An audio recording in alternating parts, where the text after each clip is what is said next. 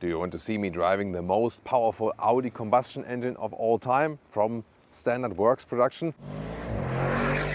Here it is, the Audi RSQ8 updated version, a slight facelift with more power in the Audi RSQ8 Performance. An option for the European market, will be standard for the Northern American version. We're going to take it on the racetrack even here today. Does that work? We'll find out. With Thomas and Autogefühl in 4K, full screen, full length. Let's go with the front grille, which has been updated. This wider mask, optional for the performance version. You can also get here carbon fiber and really large gaps than here in the grille.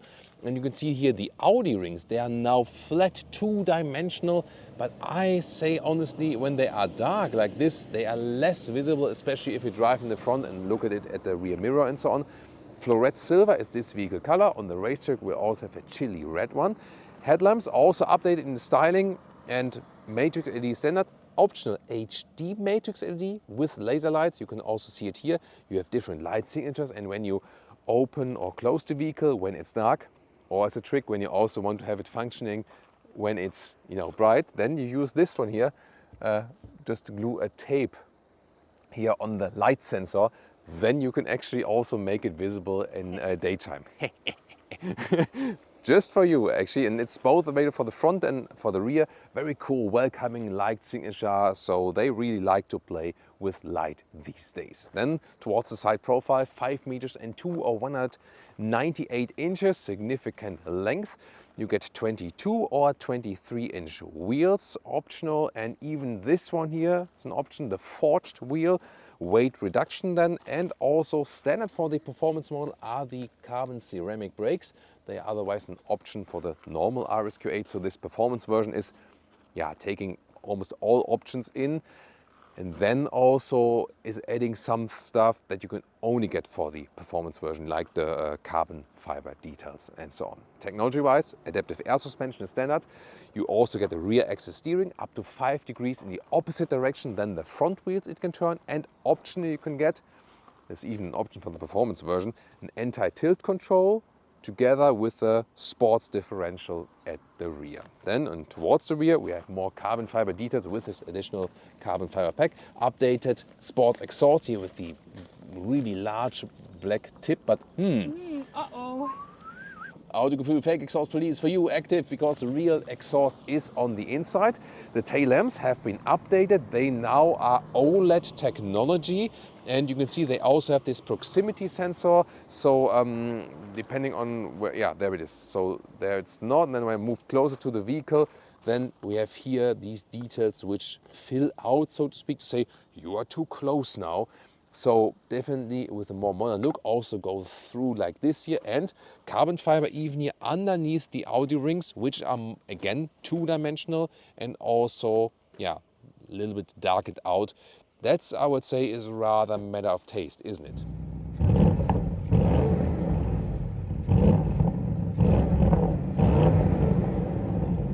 So let's take a look at the engine. Audi is promising, by the way, a wider span in the suspension between comfort and sportiness, and also more power to this engine.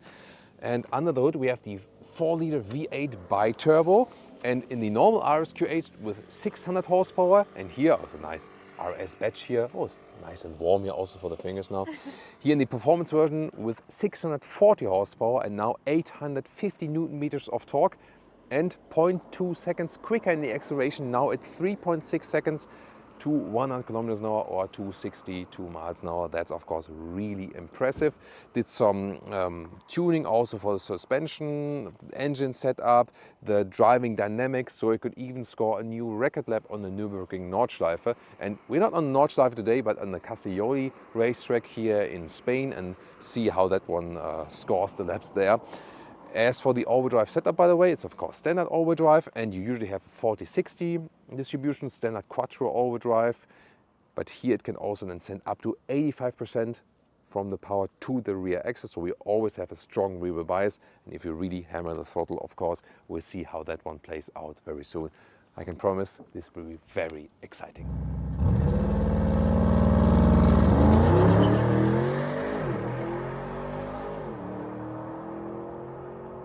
There is also an emotional startup feature, so for that I have to turn on the ignition first, then select the dynamic driving mode in the drive select. So this is then selected. And when I then press the brake and start up the vehicle,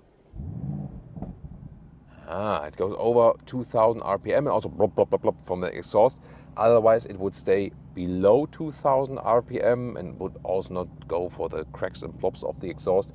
So that's the neighbor friendly versus neighbor's war edition of the startup. Key fob, yeah, nice, it's high gloss black, but you have the RS logo. Then you have either a soft close here, if you spec that optionally. Other than that, frameless doors, and for frameless doors, they sound actually quite okay. You know, it's not too bad. Then inside of the doors, we have here some microfiber insets. It's cool also that it's plush underneath. So there's one thing that you have microfiber used, but the other thing that you also have it plush underneath. So that's actually pretty cool. No cover here, however, for the inside of the doors. Then an RSQ8 entry badge.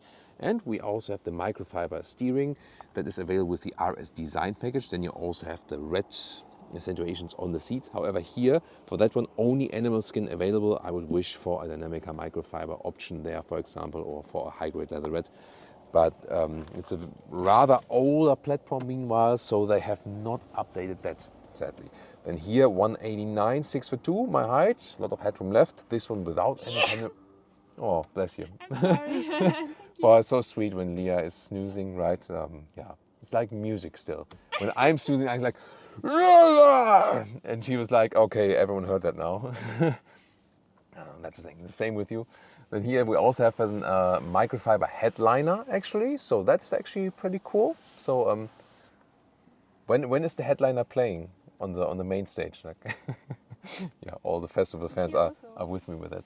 Microfiber here as well, so good quality of the materials. And here, nice shifting pedals we have at the steering wheel, and we also have an electric steering column. And what I appreciate with this platform is always the smooth transition here from the football basically to the outside. This is special here to an Audi Q8, Q7, VW Touareg, Bentley Bentayga, Porsche Cayenne, Lamborghini Urus.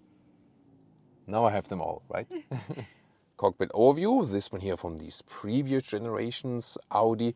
So you have the split screen in the top here, the main infotainment unit, in the lower part the AC unit, which you can control quite well for a non-physical solution. You know, I always prefer physical dials, at least you have some for the volume, for example. But for a screen solution climate unit, it's actually quite easy to control. So the downside is you don't have everything so big in the infotainment, but then again, some included visually, and I joined that because it's visually better, because it's here integrated than in the whole dashboard, whereas new modern infotainment systems are often like poof, attached and in your face, you know what I mean? But overall clean layout. Then here in the middle console, really wide. Cup holders, they are nice and also adaptive. Then we also have a microfiber covering here of the shifting leader. If you remember my personal episode of my private car, I also had that exact same job done because it wasn't standard for my vehicle, and so I retrofitted that one. That's also a pretty cool thing to do. Then this armrest here is nice on the top with the microfiber, and then you can also make that a little bit higher here. But this mechanism has something to do with one of the biggest flaws in this vehicle, is that here underneath you have this big hard box, and when you have no cable here and you have it like within the inductive charging and so on, then it's maybe okay. Other than that, as soon as you install a cable or the smartphone doesn't, you know, lie in here perfectly, you crash everything. So like the cable is crashed, the smartphones are crashed and so on. And I have no idea why anyone would do that, not think about that people not always put it here, because the problem is also this inductive charging pad is not vented, not ventilated, and the smartphones do like overheat after a couple of minutes or something, especially when you then have a map app running and so on. So I rather prefer to put it then with the cable and then put it down like this, that it doesn't charge with the inductive charging. At least you can pick with the Apple CarPlay, Android Auto, with wired or wireless.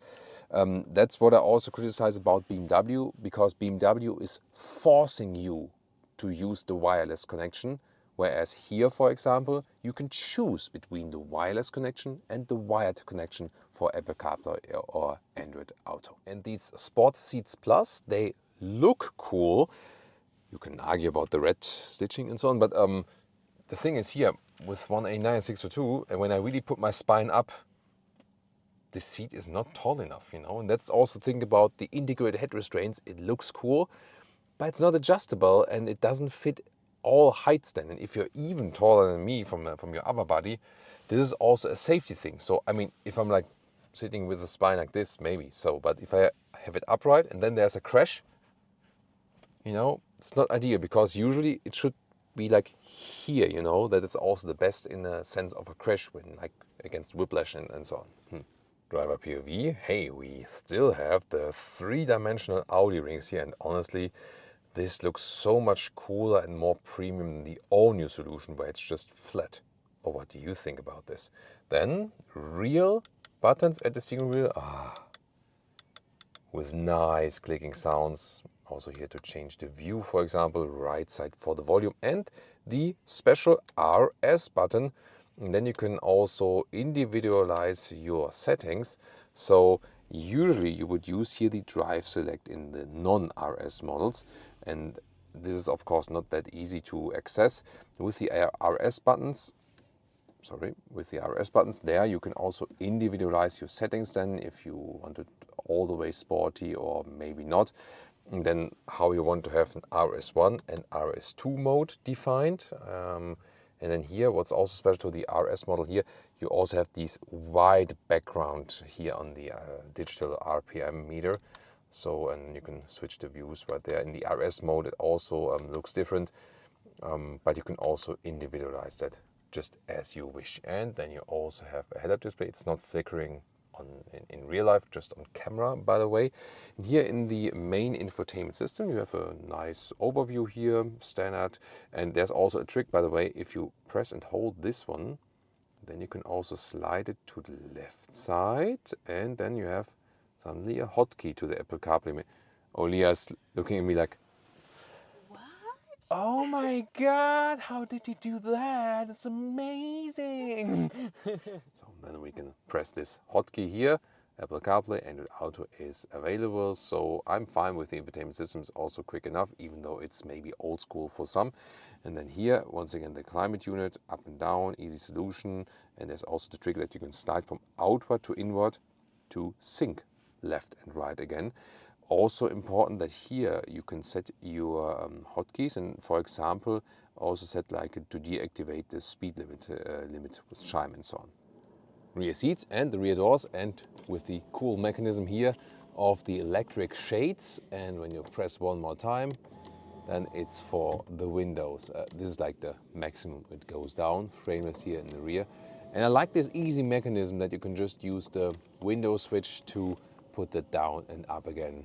Pretty nice feature, isn't it? Microfiber at the inside here, just here then hard pack, no inside cover there. And then you can slide the seats forward and backward. I'm going to show that to you also from the trunk. And then here, this is the release stand to put it down. When you have it like this, it's fixed. Then you have to pull the lever up again like this. You can also vary the angle of a seat by that a little bit. And here in the middle part, we have cup holders. They are also adaptive. Maybe not the favorite ones. They're also really tiny, though, I have to say. And you also can put this middle stuff down there for a ski hatch. You have an own climate unit in the rear with nice clicking sounds. It is hashtag capacitive BS from the fields. However, at least some clicking sounds. And yeah, you can rule left and right in the middle. And since the facelift here, USB-C chargers then in the lower part, massive middle tunnel. Can you sit there in the middle part? It is possible for a tall adult, headroom-wise, no problem. 189, 6'2". Yeah, and knee room also works. So indeed, you can easily sit here. Enough space. So yeah, for 5 tall adults, that's totally fine. And then you can vary the trunk space or then here the length. And it's upright, comfortable. Of course, the head restraints I will put a little bit more upward like this. Yeah, it's a very good traveling feeling also in the rear. check out the boot or the trunk here, electric hatch of course. And let's see here, that's pretty cool. Here the electric cover, so it automatically raises and goes down again when you open it. A mirror of 40 inches in width in the lower part, a little bit wider than in the top part, and the width here is also well usable, almost meter and 10 and 43 inches, and the height here at the highest point about 77 centimeters or 30 inches. To fold the seats, cannot do it from here, have to go around. Cabin trolley, by the way, also fits in vertically under the seats there, and lifting it up theoretically also for a replacement tire. There we go. We can also put down the air suspension a little bit lower if we like that. I have to go around to the rear, fold it, use the lever, and then we also fixed it here, and then the thing is then like it's really fixed. And you can also slide it forward or backward. That would also be possible. So when you also have it upright and then like this, there you can even gain a little bit more trunk length. That's possible. And the total length then to the seats as we are driving, there we go. That is here 190 in meters or 74 inches.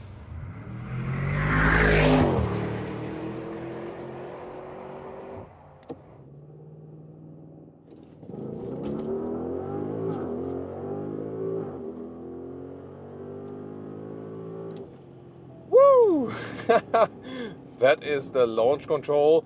It was like 0 to 140, 150 kilometers an hour, something like that, with the Audi RSQ8 Performance. And we start using this here on the track because here we can safely demonstrate all the performance features to you.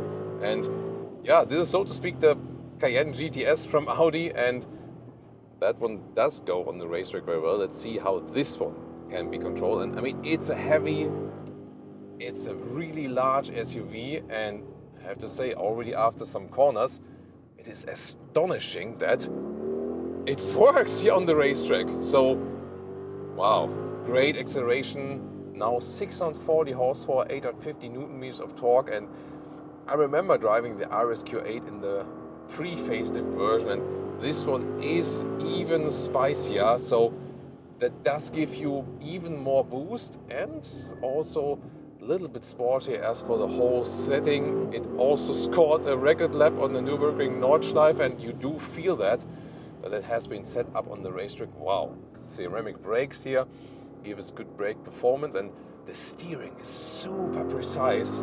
Awesome. Wow, can't believe how smooth it is on the racetrack actually, and that you don't feel the weight that much. Of course, it's still an SUV, and the low-sitting sports car will be better on the racetrack, will feel it is lighter and better to control and so on. But considering this is a large SUV, it's amazing how good it is to drive actually. And I love the microfiber steering wheel that gives me good control over the vehicle. And here now, with the all-wheel drive, you can also be on the gas already at the exit of the corner. Really good.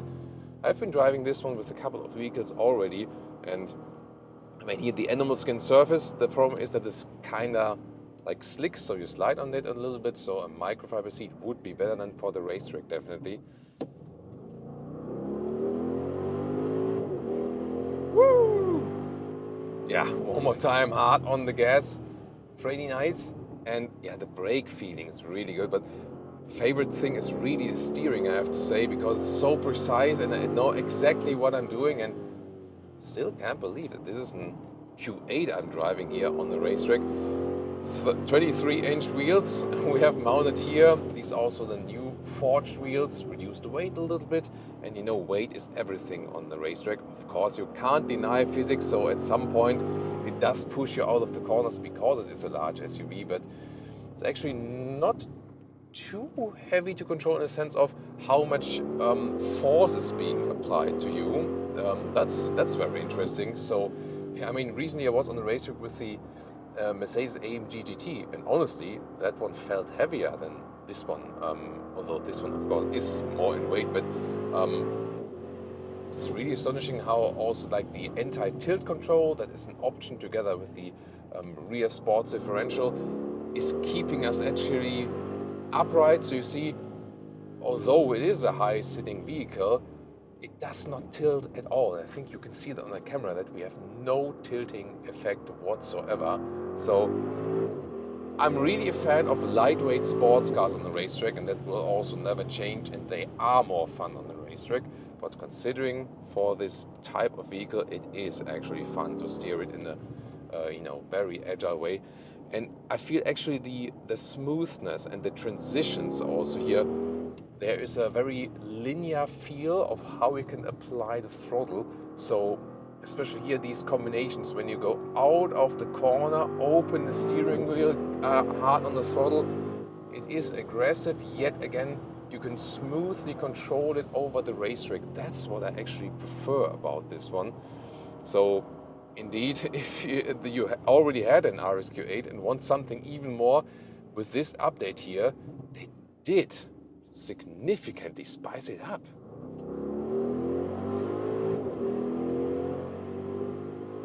Also listen to that sound, that sport exhaust is giving us a good vibe. And honestly, what I also think about when I was driving this one the very first time, 2019, we were on Tenerife in the driving event. My dad was still with us. Unfortunately, he died the year after that. And sometimes you have vehicles and experiences which you connect to, very emotional events you have, and this is one of the vehicles of that. Although I would never buy one because it's only available with the animal skin seats, it's still that I have a emotional experience with this vehicle, and it always reminds me of that. And so it's also always a lot of fun to go back to certain memories like that.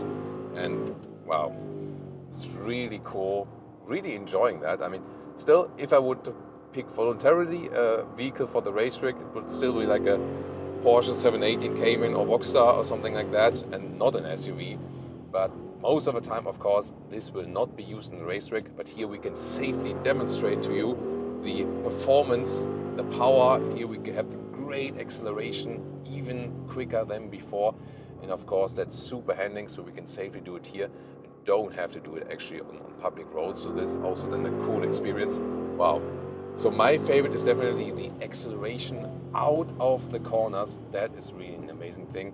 And here with the ceramic brakes, we have no brake fading at all, so I always have the very same braking performance. That's of course a very cool thing to do.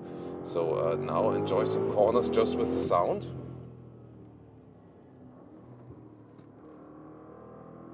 Also hear something squeaking tires. There we go. Oh, that was a little bit, that was one moment where it was kind of like not exactly know what the engine wants to do, but this was the first time that this happened actually. Ah, beautiful.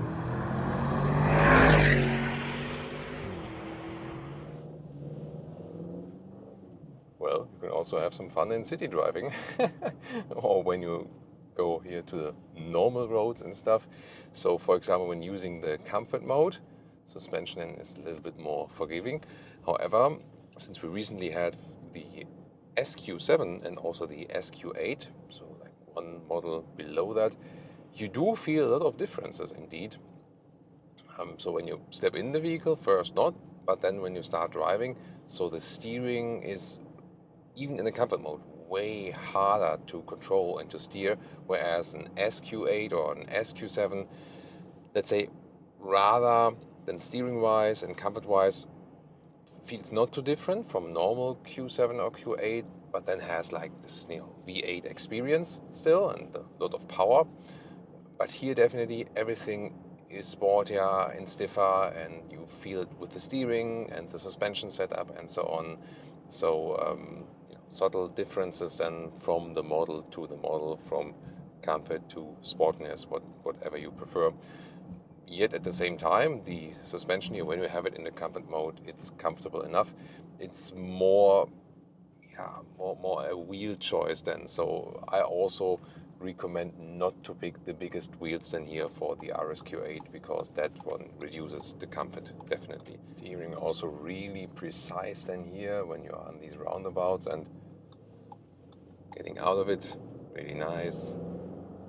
Then the power sets in. So the comfort mode really is totally fine for everyday driving, especially because when you have the larger wheels, suspension should be a little bit softer to even it out, and even on the motorway and so on. And I found that the helpful thing of having here the performance version is also definitely the button at the steering wheel, because when I switch to driving modes, when I get on the motorway, with the normal models I have to do something here below with the drive selects, not ideal and so on. And here actually I can just, interesting, the driver's behind us. I can just click once here on the steering wheel, and then I'm in the RS mode, and then I can also fine-tune what this RS mode means to me. And yeah, I think the best choice is actually putting RS, like everything sporty except the ESC off, and then the RS2, for example, the ESC off if you are on a maybe like closed circuit as we were earlier and so on. And then you can just easily access this, this like dynamic mode plus, I call it that way, because otherwise you could also select the dynamic mode here, and then already like there's a gear lower, you're kind of ready to jump, and yeah, that acceleration just goes a little bit quicker than if we would be in the comfort mode. So just to show you the difference. So when I'm here in the comfort mode, it's usually a gear higher, and when I'm then suddenly on the gas, the vehicle takes a while. There we are. That's like in the comfort mode. And comfort mode. oh yeah, yeah. Nia's like, okay. And now here in the RS mode, already a gear lower. Oh, we're also in the tunnel here now. So let's listen to that. Ready, guys?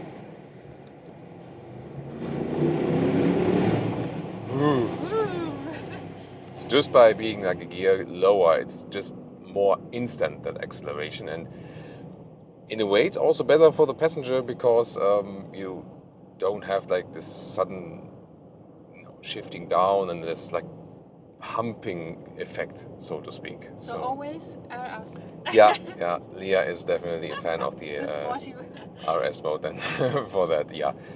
Suspension wise, by the way, if you stick in the RS mode here, let's feel that. Then back to the comfort mode. Let's see where it is. And then you have to click it through, that's the thing. So now, maybe a little bit. I would say the suspension is stiff in both cases. Yeah, it's just the base setup of the suspension and the wheel size. So it is just a stiffer setup here. So you would not go for that one if that disturbs you, But here, when the road is even on the motorway, that's of course great, because it gives you so much stability, and at the same time you have the performance always on demand. Cruise control you can set here with a separate stalk column in the lower part, and it's also here with the active lane keeping assist. Let's see how smooth it is. I love that. Like this microfiber steering wheel, by the way, also in everyday driving life. Here also then in the tunnel again, in the bend. Yeah, it's really nice. So very smooth here. Then we have the blind spot monitor in the side mirrors, very visible. That's pretty cool. So very sophisticated. Yeah, some ambient lighting on the right side. Maybe you can set it to blue for the next tunnel or something, then we can better see that. Because like the yellow is not that visible usually. So here, once again, the steering corrections are done in a very smooth way. So yeah, it's just right. It's background lighting, and then background lighting, and then and bright all the way. Yeah, that we can. Yeah, next tunnel is approaching right there.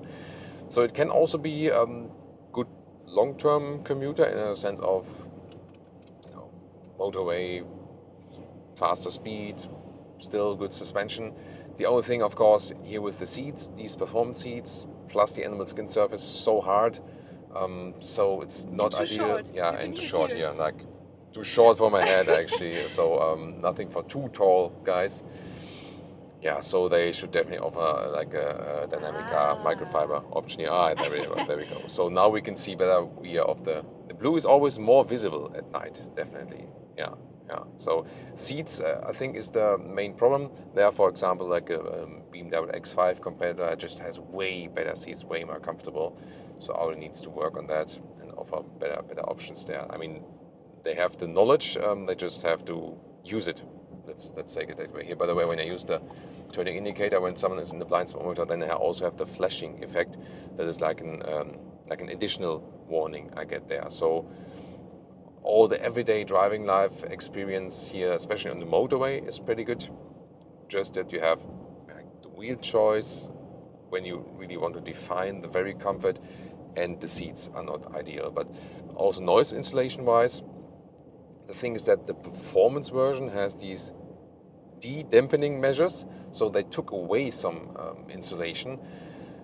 I mean, here in Spain you can't drive too quick on the motorway, so here on 100 kilometers an hour, 60 miles an hour, what we felt like at 120 or something is that there's some wind turbulence from the side mirrors sometimes, but I could not say that this is really louder than the SQ7 or SQ8 we recently had at home or something. So I would say it's still comparable. It's not that they took away some insulation that you hear more wind noise, I felt. Yeah, it's a little bit similar to the Porsche Cayenne GTS, or in general the GTS philosophy. They also do that there. They are indeed like at really high speeds. We felt that the Panamera GTS or like a Cayenne GTS is indeed louder than the non-GTS counterparts, which I think doesn't make much sense. You can of course hear more of the engine by that, and here if it really makes a difference on high speeds, we would need to test that then on the German Autobahn. Can't test these high speeds then here in Spain, at least not on the roads.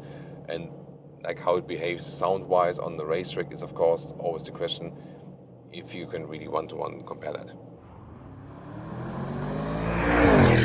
Fuel economy, you do need something between 12 and 13 liters on 100 kilometers for a normal consumption without being too much performance driving and so on. So it's around the 20 mpg US and 22-23 mpg UK mark. And by the way, here what I criticized earlier here with the darkened out Audi rings, there is also a version available with bright rings, or that would be the standard. And then if you go for a black package, then it would get the darkened out rings. In this case here, the logic is the carbon package is also available with the bright rings. And this vehicle here has the carbon package, and on top of that, the darkened out rings package, so to speak. So it's a little bit complicated in the logic. I would always go with the bright rings.